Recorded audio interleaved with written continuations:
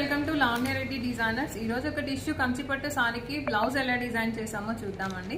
First sorry చూద్దాం. ఇది వచ్చేసి కంప్లీట్ గా టిష్యూ సారీ అండి. పేస్టల్ కలర్ ఇచ్చాడు. సారీ అంతా కూడా పేస్టల్ బ్లూ ఉంది అండ్ బార్డర్ వచ్చేసి ఇలా మరూన్ కలర్ బార్డర్ ఇచ్చాడండి, గోల్డ్ జరీతో విత్ మరూన్ కాంబినేషన్ లో ఉంది. ఇది వచ్చేసి మీకు టాజిల్స్ ఇలా ఇచ్చాము, same as border colour tassels attach చేసామండి మరూన్ కలర్ లో. బ్లౌజ్ కూడా రన్నింగ్ బ్లౌజ్ ఇచ్చాడు, ఇలా టిష్యూ బ్లౌజ్ ఇచ్చాడు. శారీని హైలైట్ చేయడానికి మేము మరూన్ కలర్ కాన్సెప్ట్ లో ఇలా పట్టు క్లాత్ మీద వర్క్ చేసాము.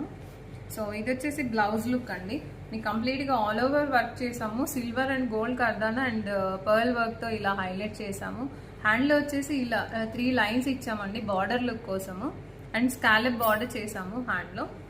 సేమ్ యాజ్ స్కాలప్ నెక్ వచ్చేసి నెక్ లో కూడా అదే చేసాము, కాకపోతే కొంచెం పెద్దగా ఇచ్చాము అనమాట. స్కాలప్ లుక్ వైజ్ గా బాగుంటుందండి పెద్ద స్కాలప్ నెక్ లో ఉంటే.